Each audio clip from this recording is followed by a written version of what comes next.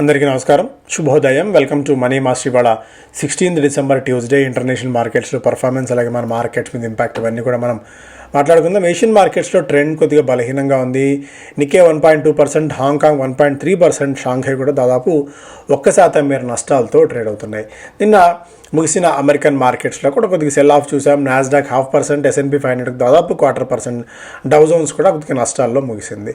Asia Pacific markets mostly fall as AI sell off on Wall Street continues. Markets in Australia started the day higher while markets in Japan and South Korea fell.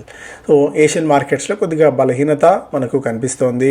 దాని effect ఇవాళ మన markets మీద కూడా ప్రారంభంలో కనిపించబోతోంది. AI related స్టాక్స్లో కొద్దిగా బలహీనత అయితే మనకు గోల్డ్ పరంగా $4,340 దగ్గర as of now.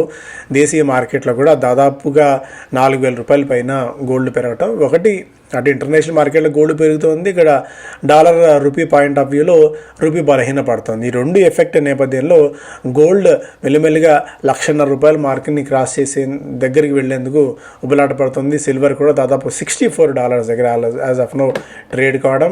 Crypto కరెన్సీస్లో bit coin below 90,000 క్రమంగా బిట్ కాయిన్ ట్రేడ్ అవుతుంది. $84,000 దగ్గర యాజ్ ఆఫ్ నో. ఆయిల్ కూడా $60 దగ్గరికి రావడం చూసాం. ఇది ఒక్కటే మనకు యాజ్ ఆఫ్ నో పాజిటివ్ అంశంగా అయితే ఉంది.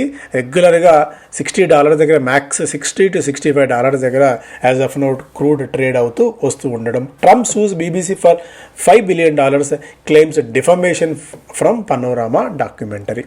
సో ఇవన్నీ కూడా ఇంటర్నేషనల్ మార్కెట్స్ నుంచి అప్డేట్స్ ప్రకారం చూస్తే, ఇక మన మార్కెట్స్ పరంగా RBL bank, హుందై, SBI, ZS life delivery related స్టాక్స్లో కొద్దిగా మనం మొమెంటం గమనించవచ్చు. Tata power side it's aiming for capex of 25,000 crores in this current physical and will look to maintain same annual spend till FY30. 2030 వరకు వార్షికంగా దాదాపు 25,000 కోట్ల రూపాయల మేర పంపు చేయడానికి విస్తరణ కోసం ఖర్చు చేసే అవకాశం ఉన్నట్టుగా కూడా కంపెనీ చెప్తోంది. As per an investor presentation 65% of the capex aimed at clean energy ప్రాజెక్ట్స్లో ఖర్చు చేయాలనేది కంపెనీ యోచనగా ఉంది అన్నట్టుగా కూడా ఒక అప్డేట్ చూస్తున్నాం. హుందాయ్ Motors said its shareholders have approved the appointment of Tarun Garg as its MD and CEO.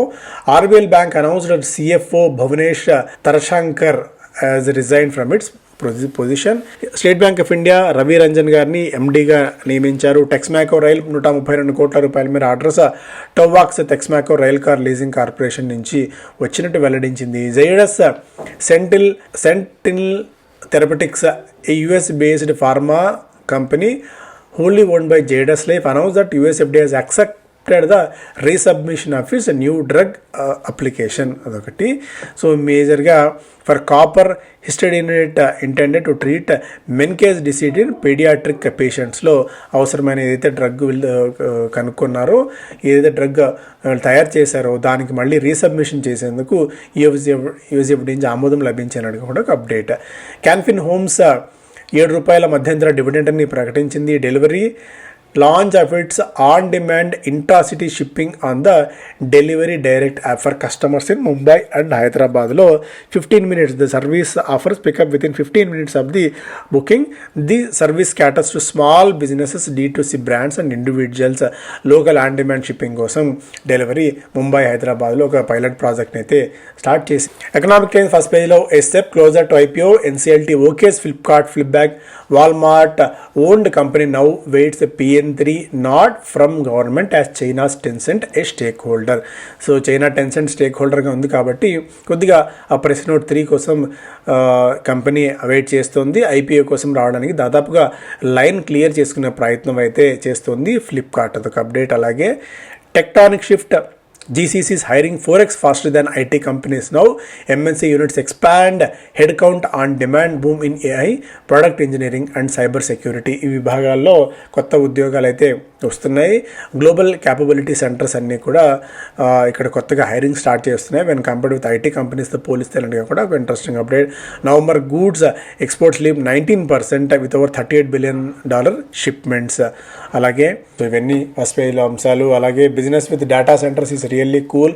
Business data సెంటర్స్కి అవసరమైన కూలింగ్ వీటిని సప్లై చేసే క్రమంలో LG Voltas, LNT, Blue Star లాంటి కంపెనీస్ పోటీ పడుతూ రాబోయే రోజుల్లో ఇవి చాలా పెద్ద భూమిగా ఉండబోతోందన్నట్టుగా కూడా కంపెనీస్ అన్ని కూడా భావిస్తున్నాయి.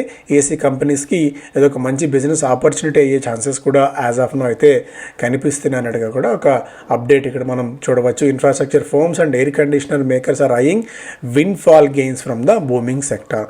ఈ బూమింగ్ సెక్టార్ ఎందుకంటే డేటా సెంటర్స్కి మేజర్గా కూలింగ్ అనేది చాలా ఇంపార్టెంట్ ఇది కాబట్టి ఆస్పెక్ట్ కాబట్టి ఇన్ఫ్రాస్ట్రక్చర్ కూడా కాబట్టి ఆ చిల్లర్స్ని తయారు చేసే క్రమంలో బ్లూ స్టార్ కానివ్వండి అండ్ వోల్టాస్ కానీ, ఎందుకంటే బ్లూ స్టార్ ఇప్పటికే కమర్షియల్ విభాగంలో చాలా స్ట్రాంగ్గా తన పట్టును కొనసాగిస్తూనే ఉంది, దాన్ని మరింతగా పెంచుకునే క్రమంలో ఆలోచన చేస్తుంది అనేది కూడా అప్డేట్. అలాగే when diesel M&M sales half the cars using fuel in India.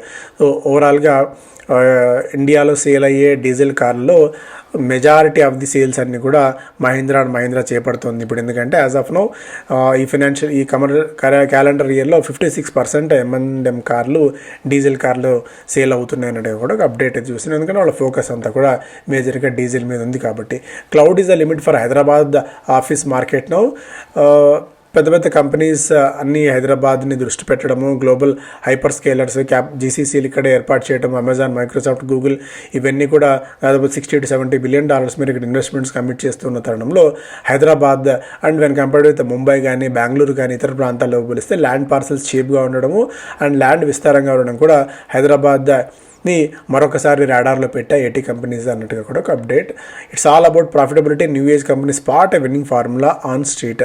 So companies అన్నీ కూడా ఐపీఓకి వచ్చిన తర్వాత ఈ మధ్యకాలంలో చూస్తే లాస్ట్ 1.5 year నుంచి కూడా ఐపీఓకి వచ్చాక వాళ్ళ రిజల్ట్స్లో వీక్నెస్ కనిపిస్తుంది. ఐపీఓ రావడానికి అట్లీస్ట్ ఒక 1 year ముందో 6 months ముందో ఎంతో కొంత ప్రయత్నాలు చేసి రెవెన్యూని పెంచుకోవడానికో ప్రాఫిట్స్ని పెంచుకోవడానికో ప్రయత్నాలు చేసే కంపెనీస్ ఐపీఓకి రాగానే కాడి కింద పడేసినట్టు ఒక్కసారిగా ప్రాఫిట్స్ డ్రాప్ కావడము, రెవెన్యూస్లో క్షీణత రావడం అనేక సందర్భాల్లో మనం అనేక కంపెనీస్లో చూసాం.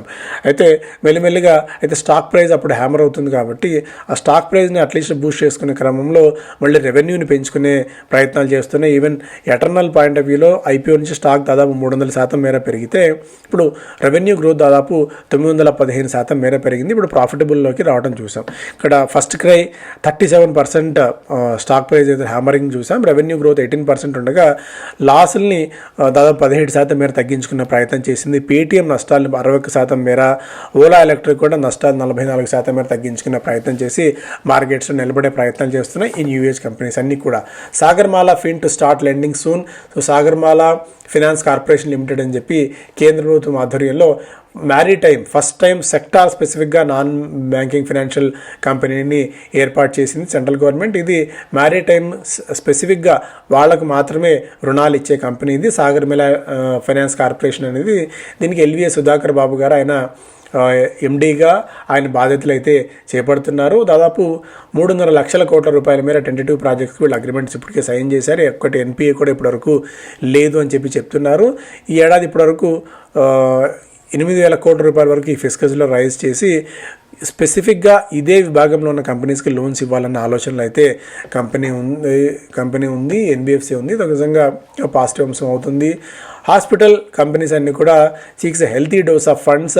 ఈ companies many large groups IVF platforms file draft papers, others prepare to queue up. కొందరు వాల్యుయేషన్స్ని పెంచుకొని ఐపీఓకి రావడానికి ప్రయత్నిస్తే ఎగ్జిస్టింగ్ కంపెనీస్ అన్నీ కూడా నిధులు సమీకరణ చేసి ఏదో విధంగా మరింతగా ఎక్స్పాండ్ అవ్వాలని చెప్పి చూస్తున్నాయి. 1,00,000 కోట్ల రూపాయల 1,05,000 కోట్ల రూపాయల మార్కెట్ క్యాప్తో మ్యాక్స్ హెల్త్ కేర్ అపోలోని ఎప్పుడో క్రాస్ చేసి ముందుకెళ్ళింది.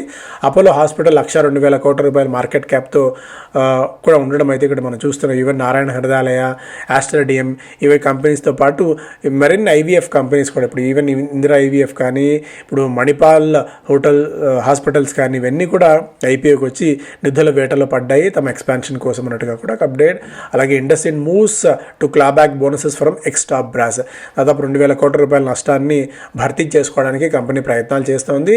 గతంలో ఇచ్చిన పాత బాసులకి వాళ్ళు ఎలా అయితే కంపెనీని బ్యాంక్ని ఇబ్బందులు పడేశారో వాళ్ళ నుంచి మళ్ళీ ఇచ్చిన బోనస్ షేర్స్ని వెనక్కి తీసుకునే ప్రయత్నం చేస్తుంది. దాదాపు ఇట్లా నేను నష్టాలని కొద్ది గొప్ప కవర్ చేసుకునే క్రమంలో కేహెచ్హెచ్ ఇంటర్నేషనల్ కంపెనీ వీళ్ళు మ్యాగ్నెట్ వైండింగ్ వైర్స్ని తయారు చేస్తారు.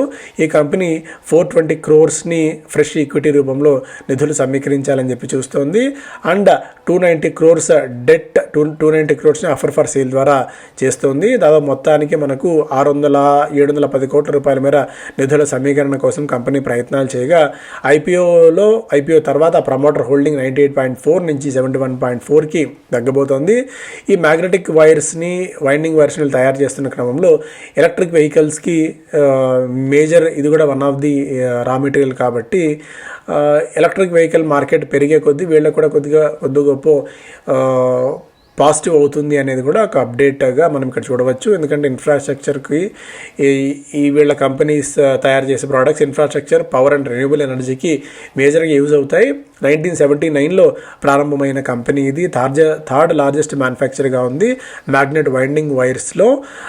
వీళ్ళు మెజారిటీ 24 కంట్రీస్కి ఎక్స్పోర్ట్ చేస్తున్నారు. వీళ్ళ ప్రోడక్ట్స్ని power, renewable energy, railways, home అప్లయన్సెస్లో ఉపయోగిస్తారు. 24 దేశాలకు ఎగుమతి చేసే క్రమంలో USA, UAE, Germany, Japan, Saudi Arabia ఈ 5 దేశాలు ప్రధాన క్లయింట్స్ ఉన్నారు. యాజ్ ఆఫ్ నో దాదాపు 29 మెట్రిక్ టన్నుల వార్షిక సామర్థ్యాన్ని కలిగిన కంపెనీ ఇది. అండ్ ఇంకోటి ఏంటంటే టాప్ 10 క్లయింట్స్ నుంచే 98.5% మేర బిజినెస్ రావడం అనేది ఇక్కడ మనం గమనించాలి. రెవెన్యూ 2023 నాటితో పోలిస్తే దాదాపు రెవెన్యూ డబల్ అయింది. 1050 నుంచి 1928 కోట్ల రూపాయలకు రెవెన్యూ కూడా ఇక్కడ పెరగడం చూస్తున్నాం. ఆపరేటింగ్ మార్జిన్ 6.4%కి పెంచుకోగలిగింది. రిటర్న్ ఆన్ ఈక్విటీ 22% మేర ఉంది అన్నట్టుగా కూడా అప్డేట్. డెట్ ఈక్విటీ మాత్రం 0.6ది ఇప్పుడు 1.2%కి అదొకటి పెరగటం. ఇప్పుడు యాజ్ ఆఫ్ నో పీఈ పరంగా 38 పీఈతో వీళ్ళు మార్కెట్లోకి వస్తున్నారు. ఎగ్జిస్టింగ్ కంపెనీస్లో ప్రెసిషన్ వైర్స్ కానీ, రామ్రత్న వైర్స్ కానీ వీళ్ళు 40 నుంచి 50 పీఈతో ట్రేడ్ అవుతున్నారు. వీళ్ళు కొద్దిగా ఆన్ పార్ విత్ మార్కెట్ అయితే వస్తున్నారు. కొద్దిగా ఏదైనా రిస్క్ తీసుకునే ఆలోచన వాళ్ళు దీన్ని కన్సిడర్ చేసుకోవచ్చు. ఎందుకంటే నిష్ సెగ్మెంట్లో ఉన్నారు కాబట్టి. బిజినెస్ స్టాండర్డ్ ఫస్ట్ పేలో states may shoulder 40% of rural job plan funding, exports grow faster in nearly 3.5 years. Proposed nuclear energy bill caps operators liability at 3,000 crores. Rupee hit new low for third straight session. ఇవన్నీ కూడా first page అంశాలుగా చూడగా రెఫెక్స్ industries నిన్న top గెయినర్గా నిలిచింది. Regular 2 వారాల యావరేజ్తో పోలిస్తే 35 రెట్ల అధిక వాల్యూమ్తో స్టాక్లు నిన్న 18% మేర జంప్ చూసాం. ప్రజ్ ఇండస్ట్రీస్ కూడా 2 వారాల యావరేజ్ ప్రైస్తో పోలిస్తే 49 రెట్ల అధిక వాల్యూమ్స్తో స్టాక్లు నిన్న 10% మేర జంప్ అయితే చూసాం. Knowledge, marine and engineering stock all time hit చేసింది. నిన్న 10% మేర స్టాక్లు జంప్ అయితే కనిపించింది. Chemical biz uptick to boost SRF's second half. So స్టాక్లో గత వారం 6% మేర జంప్ అయితే చూసాము. ఓవరాల్గా గత పర్ఫార్మెన్స్ అంటే గత క్వార్టర్ పర్ఫార్మెన్స్ అంత గొప్పగా లేదు. మిక్స్డ్ పర్ఫార్మెన్స్ ఉన్నప్పటికీ కూడా వీళ్ళు మేజర్ కెమికల్స్ తయారీ కంపెనీ కాబట్టి, ఇండియాలో టాప్ లార్జెస్ట్ స్పెషాలిటీ కెమికల్స్ బిజినెస్లో ఉన్న కంపెనీ కాబట్టి సెకండ్ హాఫ్లో కొద్ది గొప్ప, ఎందుకంటే ప్రైస్ రియలైజేషన్స్ కానివ్వండి, వాల్యూమ్స్ కానివ్వండి సెకండ్ హాఫ్ నుంచి పికప్ అవుతాయని చెప్పి ఐసిఐసిఐ సెక్యూరిటీస్ అయితే భావిస్తుంది. వాల్యూమ్స్ అన్నీ కూడా సెకండ్ హాఫ్లో ఫస్ట్ హాఫ్లో వచ్చిన నష్టాలన్నింటినీ రికవర్ చేసుకుని సెకండ్ హాఫ్లో కంపెనీ పర్ఫార్మెన్స్ కొద్దిగా డీసెంట్గా ఉండవచ్చు అనేది కూడా ఒక అంచనా ఉంది. Government holds road shows to cell 10% stake in GIC. So GIC general insurance కార్పొరేషన్లో 10% మేర వాటా విక్రయానికి ప్రభుత్వం ప్రయత్నాలు చేస్తుంది అన్నట్టుగా ఒక update. Global funds view India stocks top hedge against a risk. A రిస్క్లు ఉన్న తరుణంలో సో ఆ రిస్క్ని పేరప్ చేసుకోవడానికి గ్లోబల్ ఫండ్స్ ఇండియన్ స్టాక్స్ మీద దృష్టి పెట్టే అవకాశాలు ఉన్నాయి. డైవర్సిఫికేషన్లో భాగంగా అన్నట్టుగా కూడా ఒక అప్డేట్ అయితే చూస్తున్నాం. సో అదే కనుక జరిగినట్టయితే మరిన్ని ఫండ్స్ మన మార్కెట్స్లోకి వచ్చే ఛాన్సెస్ ఉన్నాయి. Axis Bank, Bharti Airtel, TVS Motors లాంటివి జెఫ్రీస్ పిక్స్గా ఉండగా, సో ఇట్లాంటి ఇంటర్నేషనల్ మార్కెట్స్లో ఉన్న టెన్షన్స్ వల్ల మన మార్కెట్స్లోకి కొద్దిగా రిస్క్ డైవర్సిఫికేషన్లో భాగంగా నిధులు వచ్చే అవకాశాలు కూడా ఉన్నాయన్నట్టుగా కూడా ఒక అప్డేట్ ఇక్కడ మనం చూస్తున్నాం. సో ఇవి ప్రధానమైన వార్తలు. Thank you so much.